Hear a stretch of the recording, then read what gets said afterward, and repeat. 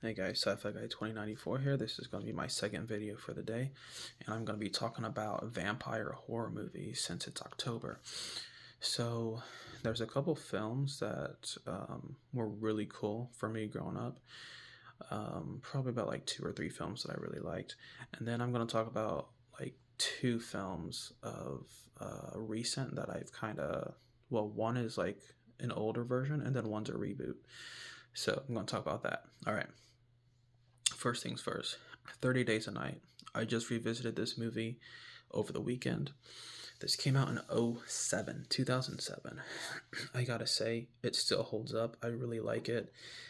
It's a town in Alaska, and during their 30-day of night period with no sunlight, they are invaded by a clan of vampires.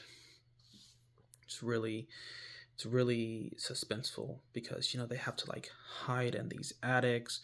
They have to kind of just tiptoe around the town because these vampires are like, man, they're watching. So it's very scary. I watched it all the way back in the day. Just rewatched it, and I gotta say, I'm still really impressed, and I really like it. So 30 Days a Night, you should check that one out if you have not already. Next movie I'm going to talk about is Daybreakers. So Daybreakers is another really good movie. Stars Ethan Hawke and Willem Dafoe. Basically, in this one, it's kind of like a modern day setting,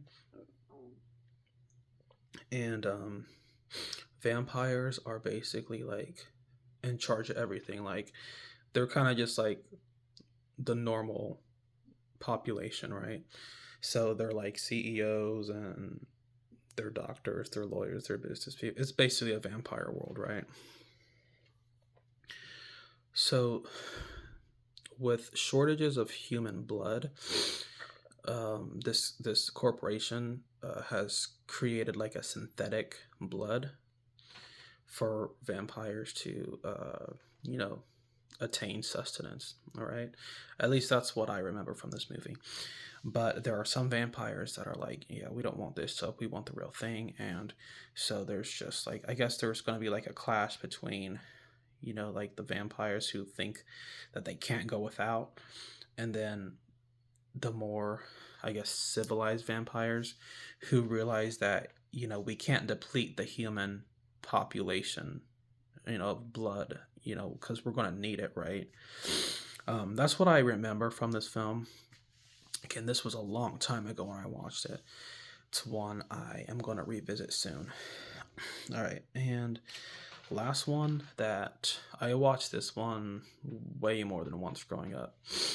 And this is probably the most definitive vampire film for me, as far as I'm concerned. And I'm talking about Van Helsing from 2004.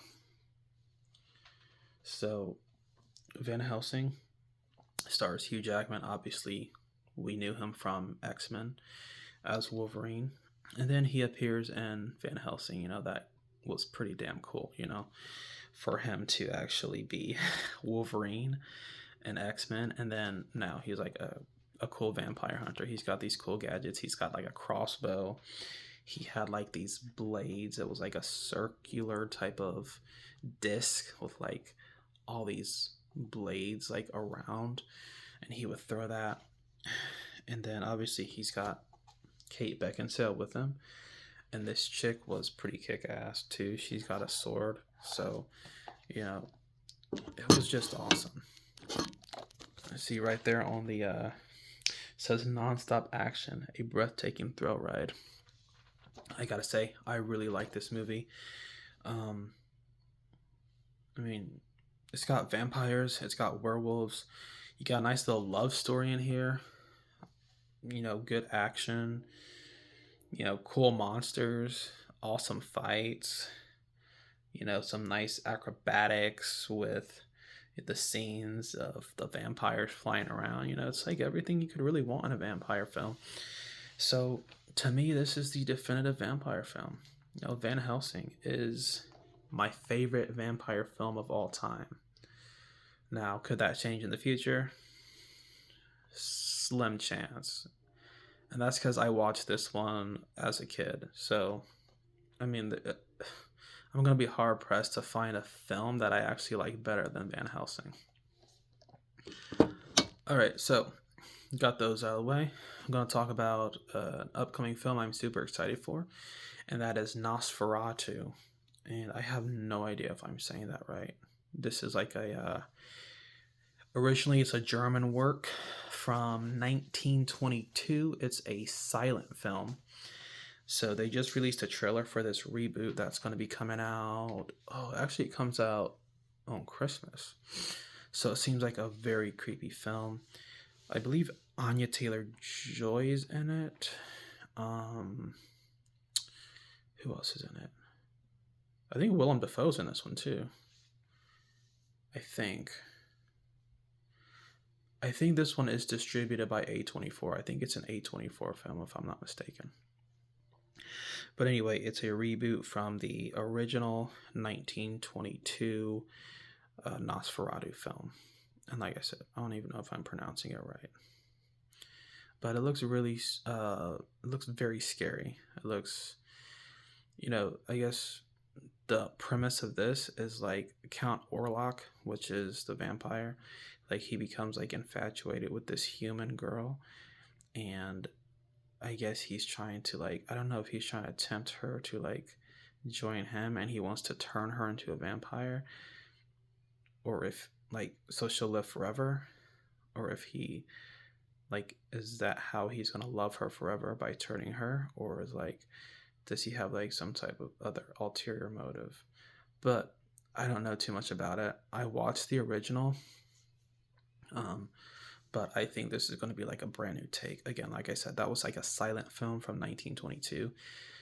It wasn't very scary. And, I can't fault it for not being too scary. It was like 1922. They were very limited on, effects with makeup that, they could do. And obviously special effects didn't exist, but the fact that it's kind of silent also think that takes kind of a lot of the scare factor away. There is music in it, but the music's not scary music.